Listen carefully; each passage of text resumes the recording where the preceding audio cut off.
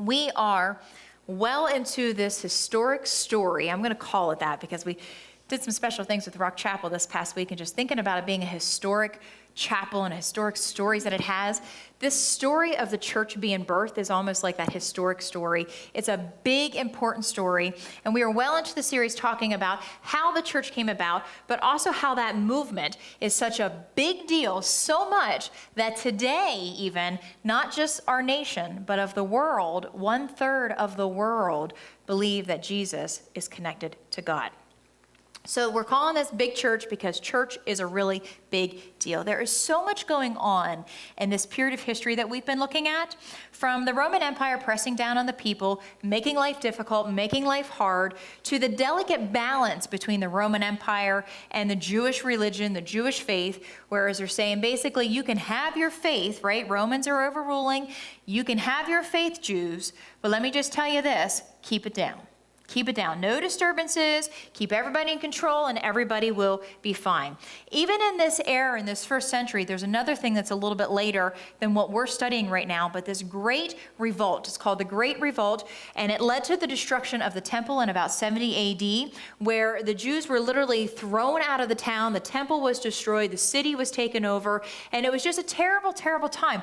So much was going on in this period of history that if we don't slow down and look at it, we're going to miss the whole big question that we're asking. How did the message of Jesus being the Messiah, being the Christ, the Son of the living God, that he died on the cross for our sins, that he rose from the grave, how did all of that get all the way to where we are 2,000 years later, when all of that nasty stuff, all of that rough stuff was going on in between? So let's recap the story so far. We know that Jesus died on the cross, right? We know that Jesus rose from the grave. We also know that Jesus appeared to many disciples, not just his 11 or 12 that it became. He appeared to many disciples several times, at least that we even know of. There may have been more. Scholars often believe that there's more that just maybe weren't recorded in the Bible, right, in the books that we do have. But he appeared before the disciples many times. And about 2 months after Jesus' resurrection, the disciples received the Holy Spirit and took that message that Jesus is the Christ, that he is a Son of the living God, that he died on the cross, rose from the grave. They took that message to the streets. To the streets. They just couldn't hold it to themselves. Now, one thing we have to remember is the streets that they took it to were the streets of Jerusalem, which was the very same city where Jesus, just 2 months before, was crucified, was killed by the same leaders who are still in that city just 2 months later, right? But the disciples I don't want to say they don't care, but there's something so much more to this. There's something so much bigger happening. They just can't keep it to themselves.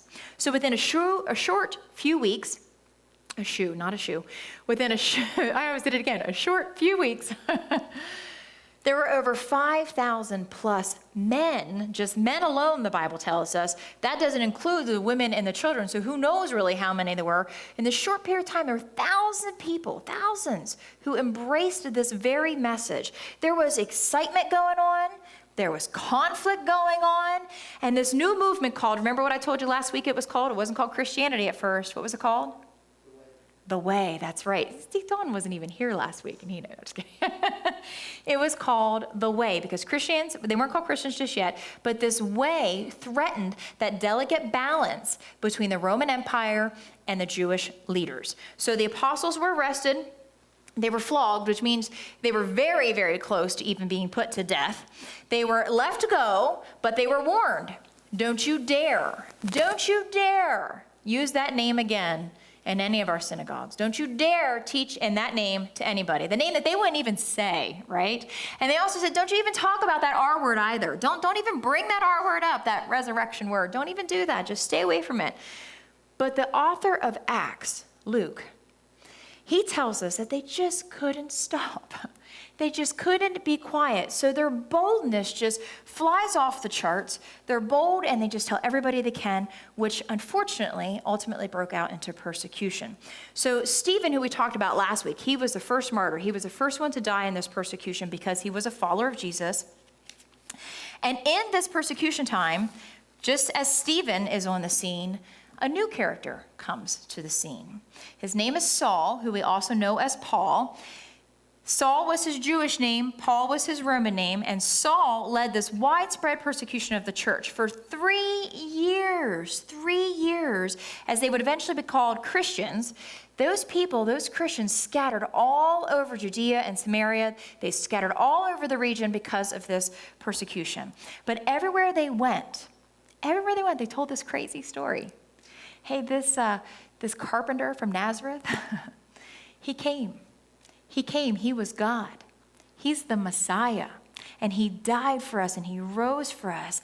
And all of these followers who were sharing this crazy story, they were either eyewitnesses of Jesus themselves, right, of the resurrected Jesus themselves, or they were associated with the people who saw these eyewitnesses of the resurrected Savior. But after 3 years of this persecution, after 3 years after it started, something incredible happened. Saul had an incredible conversion. He had literally gone blinded, but mysteriously was healed, and suddenly became an advocate for the way, the very thing that he was persecuting. Then he did something really, really crazy. He decided to take this message outside of Judea and spread it throughout the known Greek world, which had been where Turkey and Greece are now. So this is the map. Every one of these little red dots are cities where he visited, and he planted what we call ecclesias, which is a gathering, what we know now as the church. So all over this area, this is the known world, he's planting these little churches, and for years, he's traveling on these dangerous routes. There were so many times this man was not only shipwrecked by natural things, but he was beaten, he was almost killed, he was put to jail, so much happened to him. So for many years, he's traveling this dangerous world, and he's sharing the message of Jesus. Now that leads us to the story of today. And Jerry, if I could ask you just to turn that heat down. I don't know about you guys, but when I get warm, I get distracted, and then I'm so concerned about being warm that I'm gonna go all over the place. So we're gonna just turn that down a little bit for the moment. But this leads to the story where we're at today. So while Paul was doing this, while Paul was traveling all over the known world, back in Jerusalem, which was kind of like the headquarters, kind of like the hub of Christianity at this point, there's this controversy that's starting to brew. The first big church controversy was a controversy that would surface over and over and over again all throughout the history of the church. And it still happens today in the modern churches. So this is about 20 or so years after Jesus rose from the dead, right after Paul finished his first missionary journey, which is really just this first little section over here on the right-hand side of the map. Excuse me, but he's been spreading to all of these towns over here around that little island there. You can see he's been spreading to all of these towns that Jesus is the Messiah to these non-Jewish Gentiles. Here's what the controversy was about. Who should be a part of the church? Who? Who should be a part of the church? How good do they have to be a part of the church? What should they know? What should they have memorized? What should they do to be a part of the church? What should they change in their lifestyle to clean up before we allow them to be a part of the church? Truthfully, this controversy is very understandable if you understand the first century.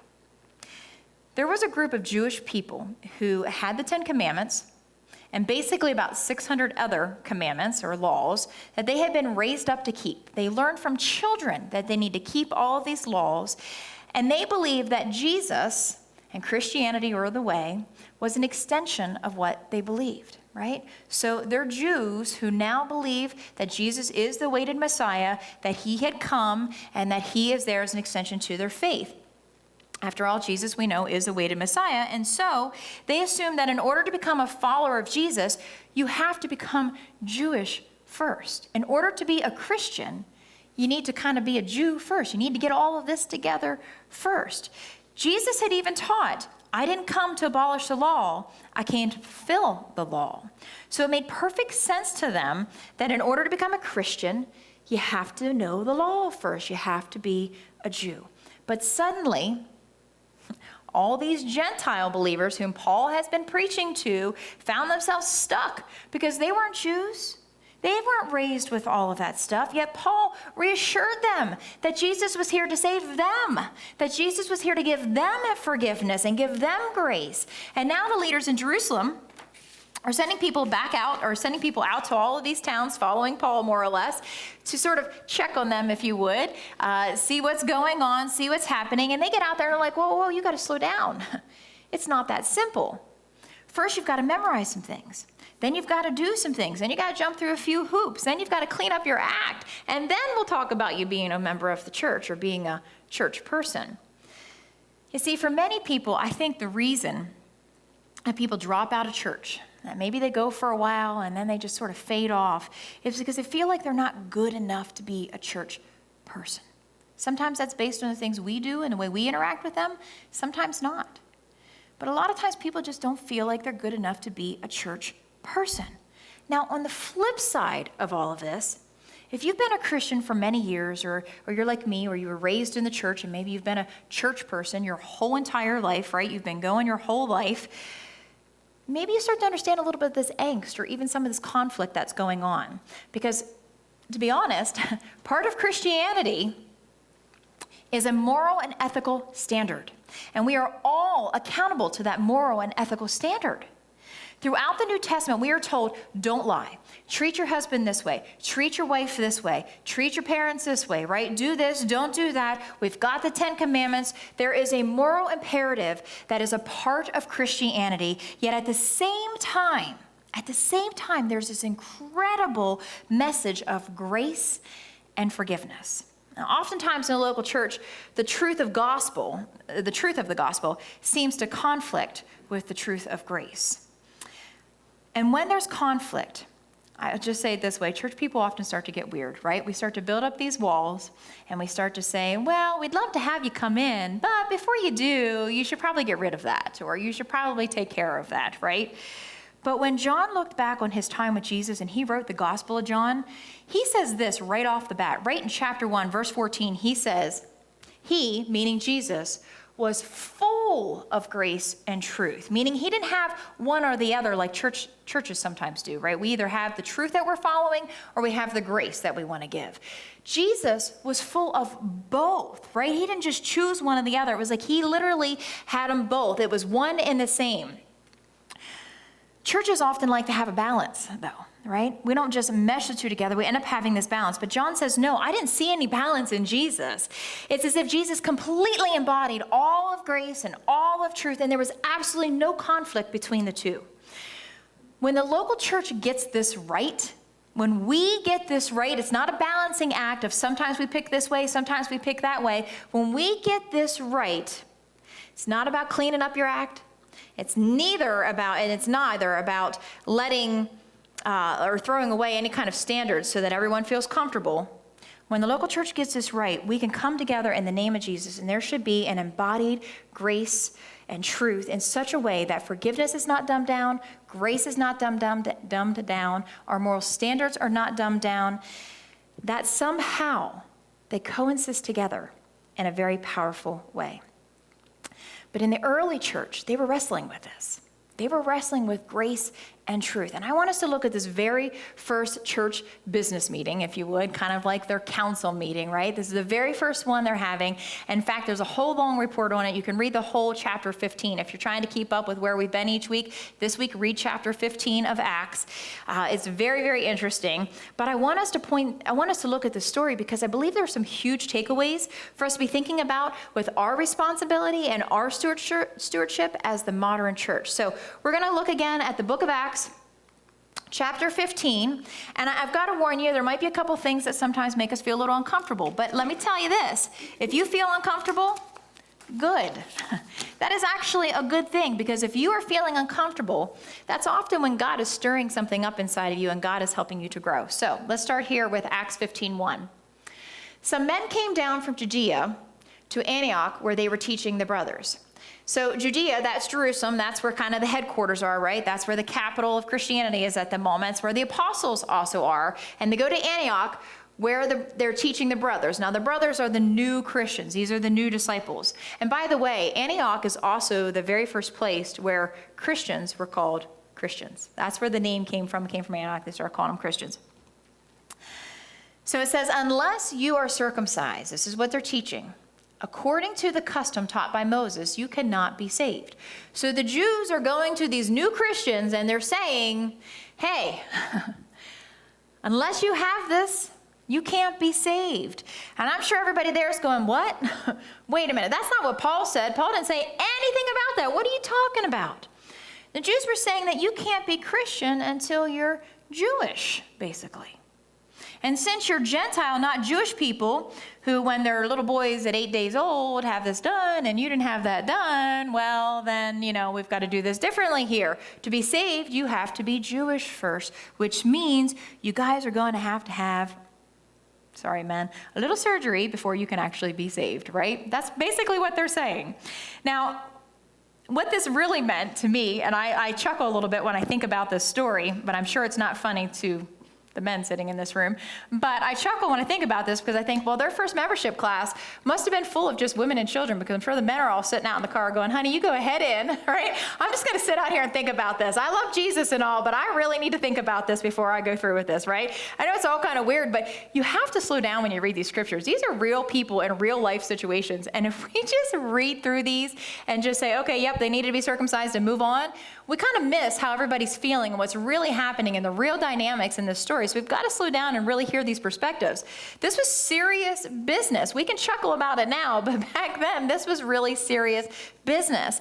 They really believed that before you fully embraced the church, before the church could fully embrace you, before you became a part of the ecclesia, the gathering, men had to join the Moses Club before they joined the Jesus Club. They had to be taught, and they had to learn all of these things. They had to have all of this done, and then they could be part of the church. And it goes on.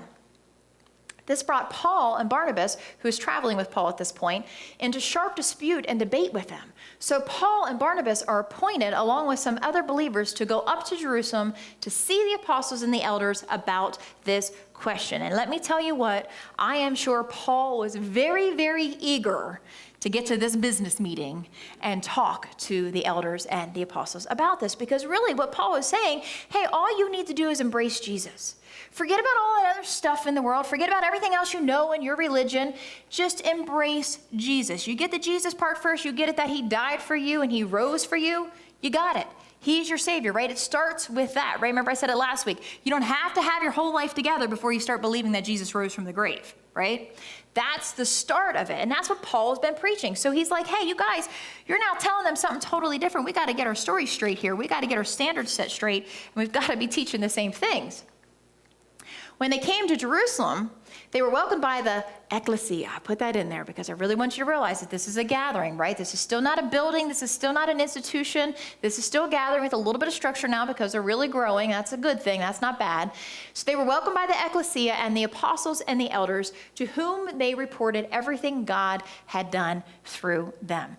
So Paul shows up and he says, look, we've got to talk. But before we talk, let me give you a report, right? We're at a business meeting. Let me give you a report. We do that in our meetings, right?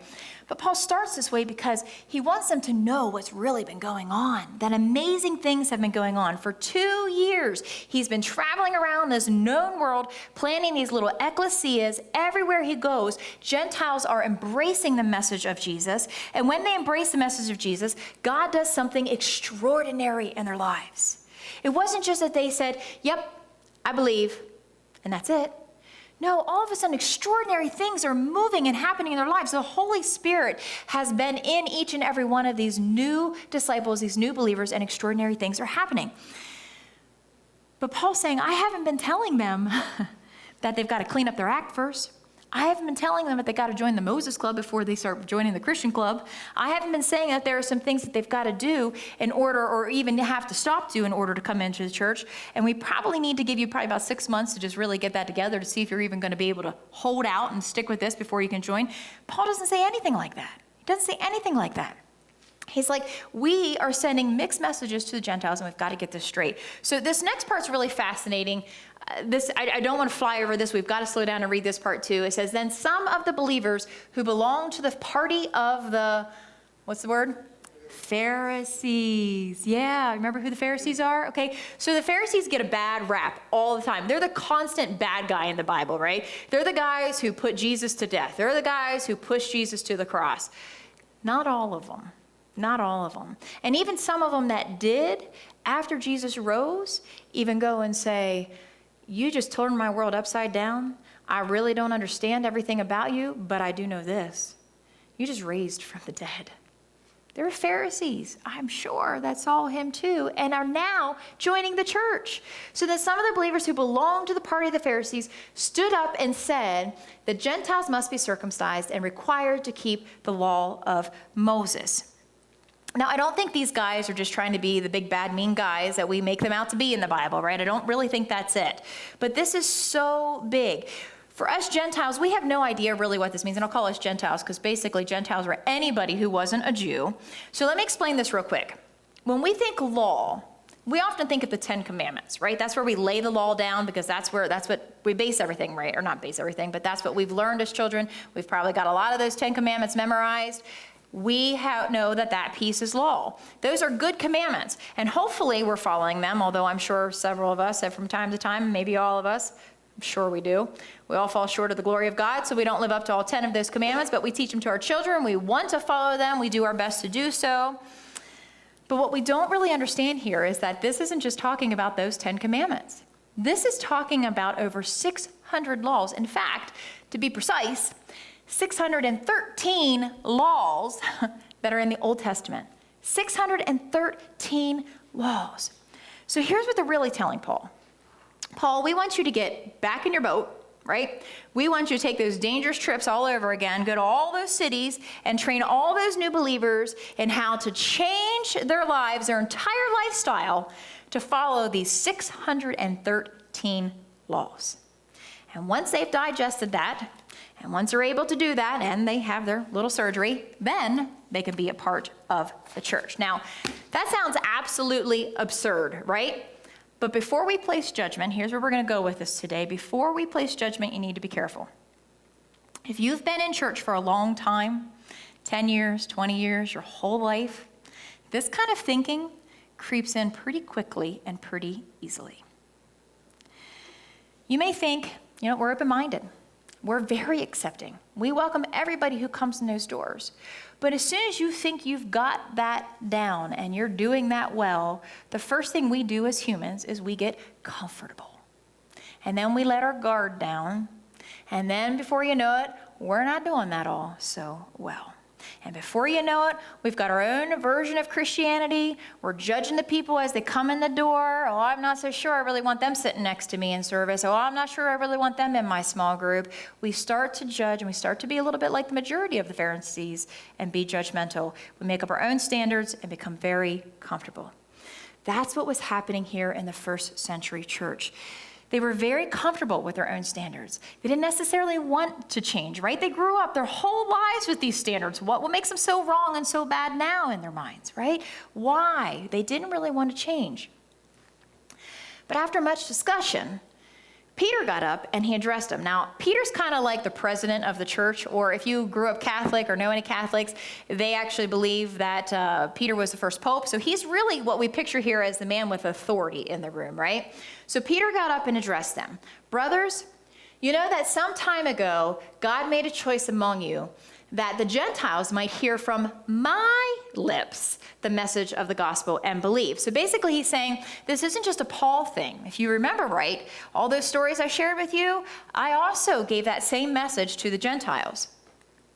And God, who knows the heart, showed that he accepted them by giving the Holy Spirit to them, just as he did to us.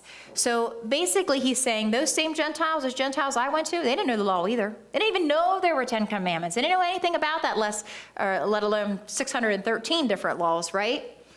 But he made no distinction. God made no distinction between us, the Jewish boys who think we have it all together, and them, for he purified their hearts by faith. To which the Pharisees probably were thinking, okay, that's great. He purified their hearts. That's great. That's great. But you know what? Those Gentiles have some nasty habits. Those Gentiles don't eat the right foods. They don't dress in the right way. They don't do all the right rituals. They don't have all of that down. So Peter, which they are saying too, by the way, I'm sure is pretty offensive to a Jew. But Peter then asked him a question. Now then, why do you try to test God by putting on the necks of the disciples a yoke that neither we nor our fathers have been able to bear? So basically, who in this room can put their hand up and say, I have obeyed every one of those 613 laws my entire life, right? Nobody's going to be able to do that. It's just the same story as when Jesus said, if you think this woman is a sinner and you're not, then pick up a stone and go ahead. And nobody picks up a stone because everybody knows they have not been able to withhold all 613 laws their entire life. Nobody's that good. Nobody's that good. And he continues, no, we believe it is through the grace of our Lord Jesus that we are saved, just as they are saved. He's basically saying, look, you and I both know that we didn't keep up all of those laws, right? So why would we burden these new Christians? Why would we lay that heavy burden on them and expect that they can carry it as well? We're being hypocrites. We're being hypocrites. And it continues there with 11. No, we believe that it's through the grace of Lord Jesus Christ. So just as the Jewish people now have the grace, right? They've been Jews. They weren't Christians. They're now Christians. They have that same grace that the Gentiles are getting. God knows the heart. Peter said this just a little bit ago. God knows the heart, not us. So whether you have been in church your whole life or you haven't been in church for years, God knows your heart. God knows you're not perfect. But look, God can purify your heart before you get your life in order. God can purify your heart before you get your marriage straightened out. God can purify your heart before you let those nasty habits that you just let sort of take over your life.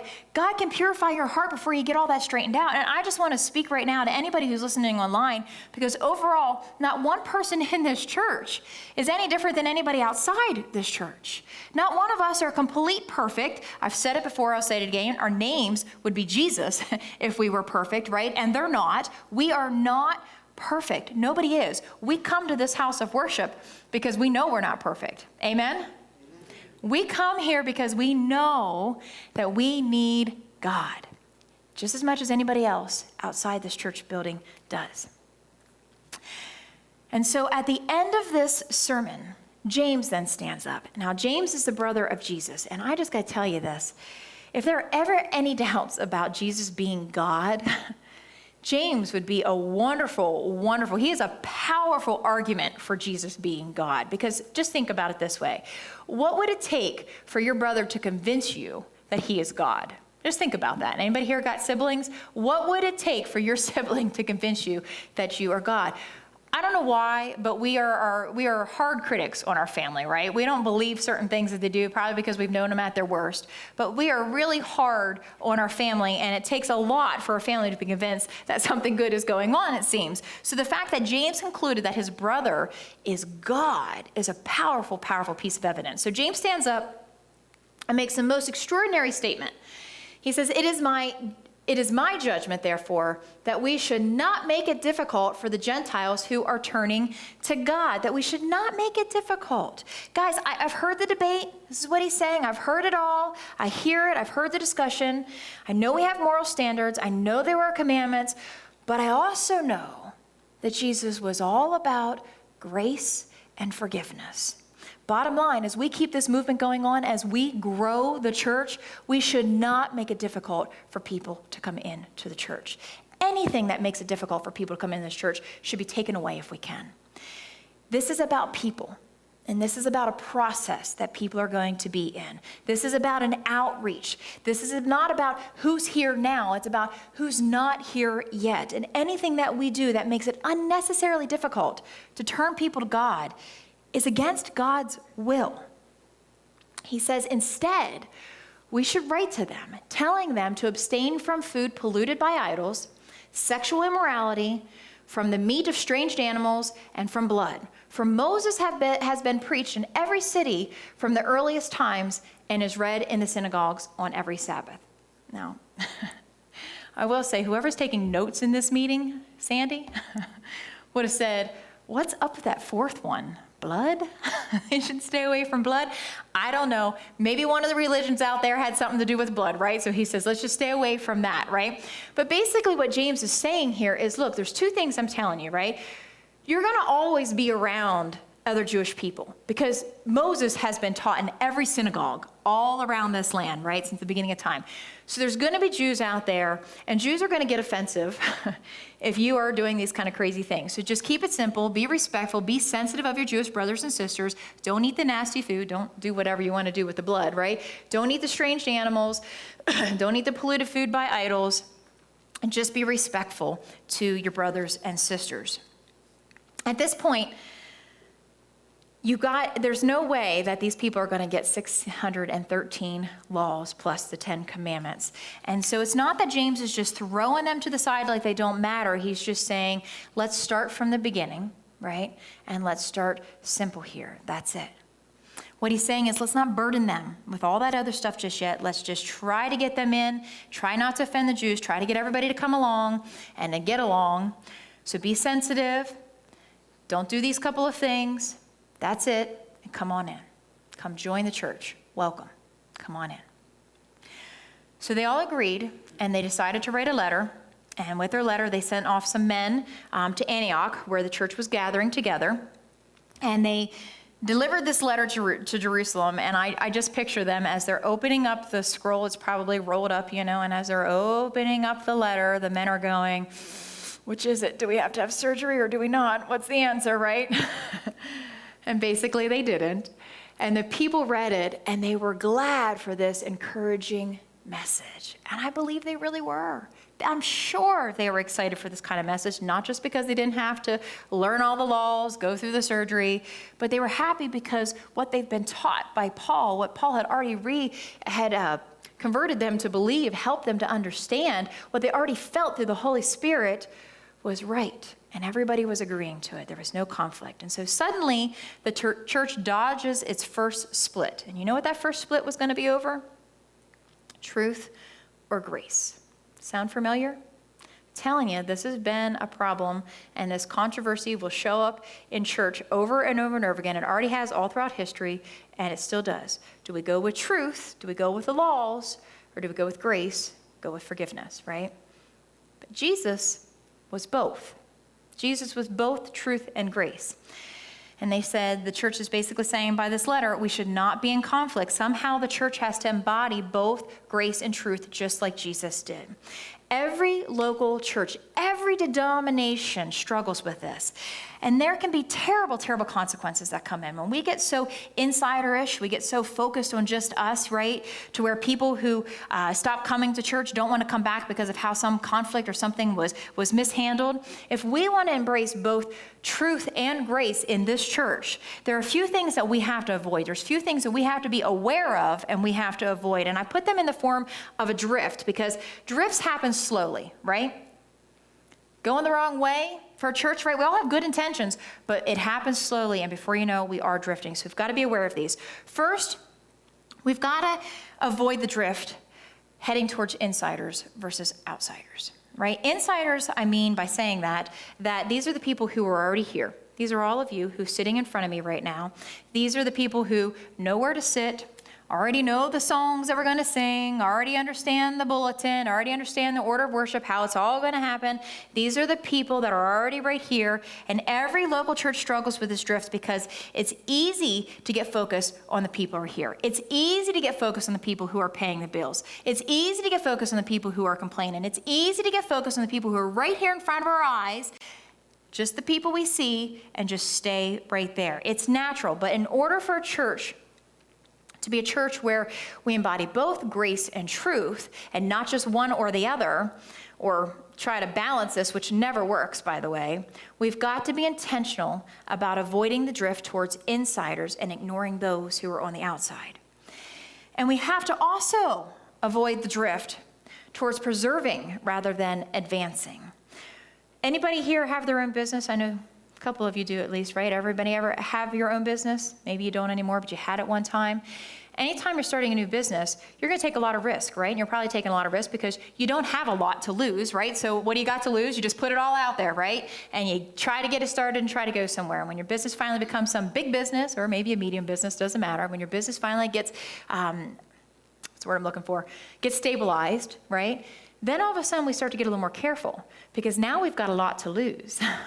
Now we've got a business we could lose. Now we've got something really that could be taken away from us. So we become a little bit more careful. And that's exactly what happens in the church. Churches are the same way. In the beginning, we have this vision, right? We have this wonderful vision. We've got these fires burning in our stomach. We're excited. We're raring to go. We're going to do whatever God tells us to do because what do we have to lose? That's what the disciples did. They didn't even mind if they lost their life over it because that wasn't as important as the message they were trying to get out, right? So we start with this vision, but then all of a sudden we get this beautiful building and this beautiful land and beautiful scenery and these comfy pews and we've got people, right? Our tendency is to do exactly what the Jews did. They just wanted to preserve the law. God gave them this law. God taught them these things. They wanted to preserve that.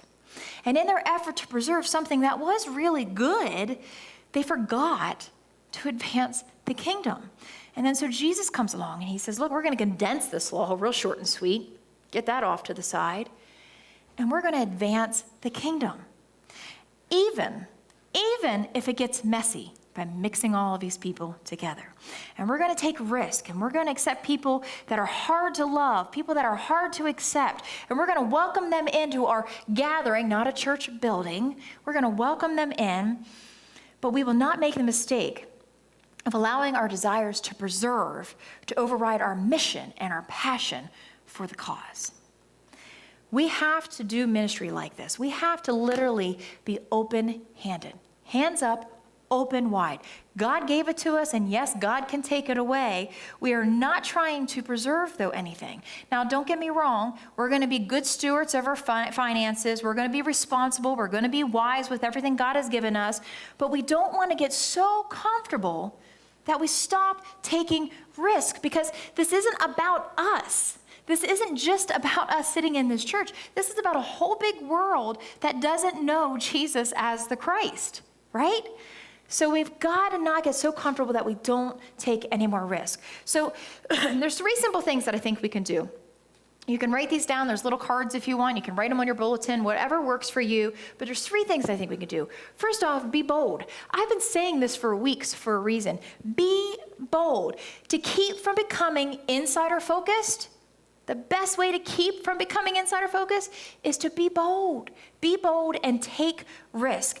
Be bold in the terms of who you invite and what you invite them to. I always try to start comfortable, right? I understand it's still a process. We're all learning, right? To even invite and make disciples. Invite them to the movie night. Invite them to the fellowship meal. Invite them to those kinds of things. But then be bolder. Be even more bold and invite them to Sunday morning.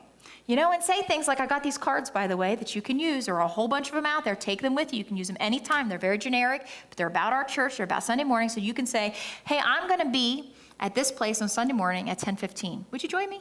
I'd love it if you sat next to me. Would you join me? Right? It's as simple as that. But be bold in terms of who we invite, how we invite them, and be bold in your own lives. Be bold so that people know you're Christian, right? Not just some secret little Christian that's hiding it from everybody around them. Be bold about that. The second one is err on the side of grace, right? If you're going to ever lean one way or the other, make sure it's always grace. Whoever walks through that door, when someone comes into this church who doesn't seem to have it all together, right? Who looks differently than we do, who acts differently than we do, err on the side of grace. Aren't you glad God errs on the side of grace? Aren't you glad he didn't say to you, I'm going to love you and I'm going to accept you, but here are 613 things you got to get together plus 10 commandments. And once you get all that together, then give me a call, right? God does not say anything like that at all. God just says, welcome, welcome. The third thing is to remain open-handed. God gave it to us. God can take it away. We want to be financially responsible. We want to be wise, but we don't want to get so comfortable that we quit taking risk, because again, this isn't about us. This is about a bigger problem. This is about a bigger situation, this big old world who is missing Jesus as the Christ. I hope instead that we take risk. Like I think we do have a lot to lose. Sure, we have a beautiful church. We have a beautiful scenery up here. We have lovely, comfortable pews. We have a great church building and people inside of it. We have a great gathering here. So yeah, maybe we have some things to lose, but really, there is still so much more to gain. So why not be bold and take those crazy risks? If you just think about the people who spread this crazy story of Jesus, the carpenter who says he's God, right? If they can do that in their day with such a world pressing down on them and we think the world's pressing down on us right now, nothing like they were having back then, right? Nothing like that. But we're still free people here. We are still free people here. So overall, what do we really have to lose? We have so much more to gain when you compare the two. If we can be intentional about avoiding these drifts, and if we can be intentional about trying to be a church where truth and grace both come together, not balancing, but come together in this powerful and dynamic way, then perhaps God can use us. If we can be a church that is bold and take risk and errs on the side of grace, then maybe God can use us. And perhaps God will even use you individually in some really unique ways to be a part of something so big that has been such a big deal for 2,000 years. And Jesus says will always be a big deal, that big church. So I will say this again. Anybody and everybody is always welcome in this church. You know, just like we do with communion, it's Jesus' table at communion. This is Jesus' gathering. This is Jesus' ecclesia. This is Jesus' church. Everybody is welcome here. You don't need to have your life all together. None of us sitting in this room have our lives all together. We are here because we are broken people. We come to church because this is where we can find grace. This is where we can find love. This is where we can find encouragement. This is where we can find the word of God to keep us going even though we are broken people. And this is very much the place where we can find healing as broken people. We are God's children. He's the God in control, not us. Let's act like God's children. Let's pray. Father God, we want to be bold. We want to keep our hands wide open, God, and let you use whatever part of us that needs to be used. Lord, we understand that the real tragic in this world, it's not the government, it's not the presidency, it's not any of that stuff right now. The real tragedy is that many people don't know you. Many people haven't said, okay, I believe. Many people don't understand who you are and who they are. So Lord, we want to be bold in sharing that with them. Show us that way. Help us use these cards. Help us use whatever tool you can put in front of us. Our mouths, something so simple, to just share this great joy, this great relationship that we have with you, God. Other people need this too. And so, Father, we just ask that you open us up. Help us to keep an open mind. Help us to always keep our ears open. And when you nudge us, Lord, help us to be brave and be courageous. And the more we do it, Lord, I know it's going to become exciting. And I just pray, God, that we come back every Sunday with such joy and such God-citing stories to share with each and every one about ways you are moving and ways you are making new disciples every week. In Jesus' name we pray. Amen.